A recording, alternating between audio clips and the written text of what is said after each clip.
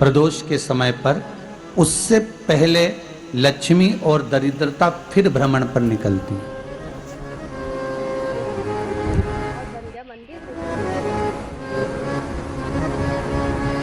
शिव भ्रमण कर कर जब वापिस आ जाते हैं, हिंदू धर्म में पीपल के वृक्ष की जो गणना वराह पुराण में करी गई है, 4 बजे से 7 बजे तक शिव के भ्रमण का समय बताया है शाम को। तो 7 बजे से लेकर फिर रात्रि 9 बजे तक लक्ष्मी और दरिद्रता फिर भ्रमण पर जाती है। इनका एक समय निश्चित है महाराज। वैसे अच्छा है भ्रमण कर कर आ जाना। अब इस बीच में जब लक्ष्मी और दरिद्रता दोनों निकल कर जा रही हैं, तो दोनों एक भाव रख कर जाती हैं कि आज हमको कहाँ प्रवेश करना है।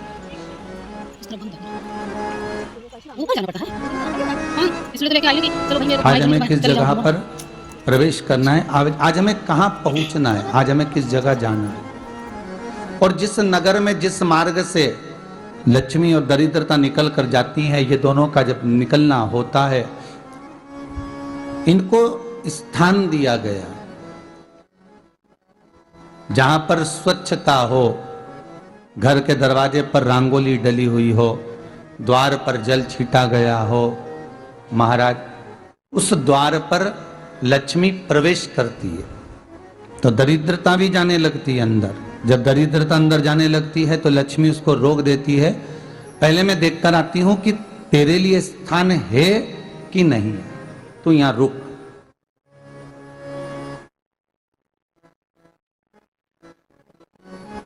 कुछ देर तक दरिद्रता बाहर खड़ी रहती है और लक्ष्मी जी की बड़ी बहन जब दरिद्रता बार बार अंदर जाने का प्रयास करती है तो लक्ष्मी जी कहती हैं, जी तू इतनी बड़ी होकर तुझे मालूम है तू तेरा सम्मान होना चाहिए, आदर होना चाहिए, और तू अंदर चली जाए और कोई तेरा सम्मान ना करे तो कितना बुरा लगेगा, इसलिए तू बाहर खड़ी रहे, मैं अभी आई। अंदर जाती है और जब लक्ष्मी जी भ्रमण कर लेती हैं, अंदर प्रवेश कर कर आती हैं और प्रवेश कर कर आती हैं तो दरिद्रता पूछती है चले अंदर। तो लक्ष्मी जी कहती हैं, तुझे मालूम नहीं है क्या जी कि जिस घर में मैं प्रवेश कर जाती हूं उस घर में फिर दरिद्रता नहीं जा सकती, क्योंकि ये तेरा वचन था, ये तेरा वचन था। अपन दोनों का जब मंगल विवाह हुआ था, मेरा विवाह जब नारायण के साथ में हुआ और तुम्हारा विवाह जब दुसाह मुनि के साथ हुआ, दरिद्रता का विवाह दुसा मुनि के साथ हुआ। जब अपना दोनों का विवाह हुआ था तो अपन दोनों ने एक वादा करा था कि जिस घर में लक्ष्मी प्रवेश कर जाएगी उस दिन फिर दरिद्रता नहीं जाएगी, और जिस घर में दरिद्रता प्रवेश कर जाएगी उस घर में फिर लक्ष्मी नहीं जाएगी। अब जब मैं अंदर देख कर आ गई हूं तो तू अंदर नहीं जा सकती, अर्थात लक्ष्मी के चरण जिस घर में पड़ गए उस घर में फिर दरिद्रता प्रवेश नहीं कर रही। चलते चलते फिर दरिद्रता ने देखा और लक्ष्मी जी इसको लेकर गई और लक्ष्मी जी ने देखा कि इसके दरवाजे पर जल नहीं छीटा गया, इसके दरवाजे पर ना रंगोली डली है, इसका द्वार साफ नहीं हुआ है, इसके द्वार पर दीप नहीं है, इसके द्वार पर कलश नहीं है, इसके दरवाजे पर ढेर सारा कचरा पड़ा हुआ है, कोई स्वान कोई कुत्ता गंदगी भी कर कर चला गया है, कहीं बिल्ली ने गंदगी कर रखी है, कहीं जीवों ने कुछ गंदा गिरा रखा है। तो फिर लक्ष्मी जी कहती है, जी अब मैं होकर आ गई थी ना, अब तू जा, तू होकर आ। और दरिद्रता प्रवेश करती है तो अंदर जाकर क्या देखती है दरिद्रता कि इतनी सवेरे से मैं घूमने इनके दरवाजे पर आई और ये तो सब चादर तान के चकाचक गुर्राटा भर भर कर सो रहे हैं। तो दरिद्रता कह देती है, तुम्हारा भाग्य ही बेकार है, तुम्हें क्या करूं, तुम ऐसे ही सोते रहो। और दरिद्रता गुस्से में बाहर निकल कर आती है, लक्ष्मी से कहती है, लक्ष्मी तू इसके घर में जाना ही मत ही। तो दरिद्रता को कहती है, जी तेरी बात नहीं मानूंगी क्या मैं? लक्ष्मी जी बोली, मैं तेरी बात नहीं मानूंगी, बिल्कुल नहीं जाऊंगी इसके घर में, तू चिंता मत कर, चल आगे चले। फिर आगे बढ़े। ये लक्ष्मी और दरिद्रता का प्रवेश है। आपके घर का द्वार आपके घर का दरवाजा, फिर निवेदन करूंगा एक बहुत सुंदर बात, हमें महाराष्ट्र से सीखना चाहिए, हमें साउथ से सीखना चाहिए, दक्षिण से।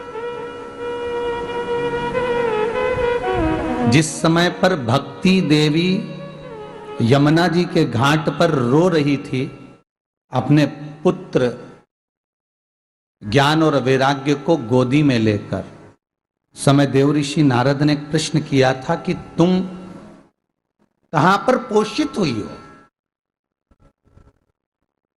तुम्हें ऊर्जा कहां से प्राप्त हुई? तो कहा मैं गुजरात से तो चली हूं। और वहां से चलती चलती भक्ति देवी कहती है मैं बहुत दुखी होकर, बूढ़ी होकर, द्रवित होकर, बड़ी दुख में वहां से चलते चलते जब मैं महाराष्ट्र में पहुंची तो मैंने वहां जाकर देखा कि वहां पर लोग हर पल हर घड़ी ब्रह्म मुहूर्त में उठकर स्मरण करते हैं, नाम जाप करते हैं और दरवाजे पर जल छीट कर रंगोली डालते हैं। तो कह रही है कि वहां पर मैं थोड़ी अवस्थावान होने लगी, वहां मुझे अच्छा लगने लगा। फिर जब मैं और आगे पढ़ी, दक्षिण में जब पहुंची, वहां पर जाकर मैंने देखा कि सुबह से उठकर मंगलाचरण, मंगला स्तोत्र और वेदों की ध्वनि होने लगी। वहां पर मैं और आनंदित हो गई। हमें कुछ चीजें महाराष्ट्र से सीखना चाहिए कि वहां रहने वाले जो भगत हैं, वारकरी संप्रदाय के जो भक्त होते हैं, वैष्णव जो धर्म के भक्त होते हैं, उनका नियम है सवेरे के समय घर में पानी है कि नहीं है, पर जब भी वो घर का दरवाजे के बाहर थोड़ा ना थोड़ा पानी तो छींट ही देते हैं। और छींटने के बाद फिर वहां पर अपने यहाँ तो दिवाली पे रंगोली बनती है जी, और वहां पर रोज की रंगोली बन जाती है कि कभी हो सकता है परमात्मा राह भूल कर हमारे घर में प्रवेश कर जाए, इसलिए वहां प्रतिदिन की रंगोली, प्रतिदिन।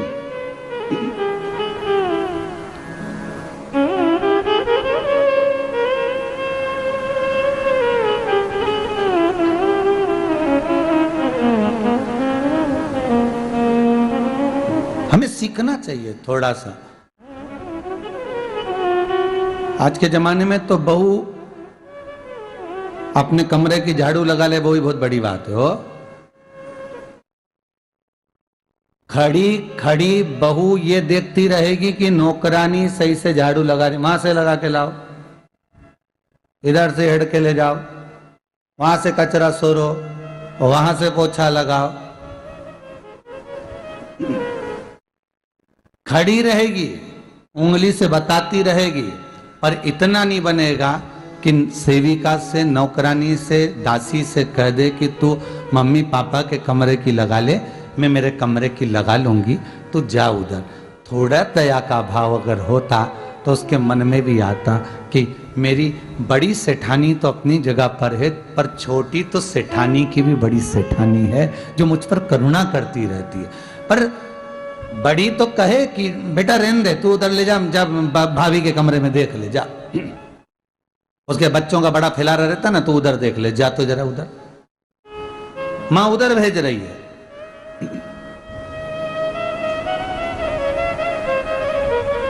थोड़ा सेवा का भाव हमारे भीतर हो। और एक निवेदन तो हमेशा करा है और अब आज भी करता हूं, पूरे घर की सफाई करवाओ, पूरे घर में तुम पोछा झाड़ू जो चाहे करवाओ, मना नहीं है। पर एक निवेदन है, रसोई घर के अंदर बहू और बेटी ही जाकर भोजन बनाए तो अन्नपूर्णा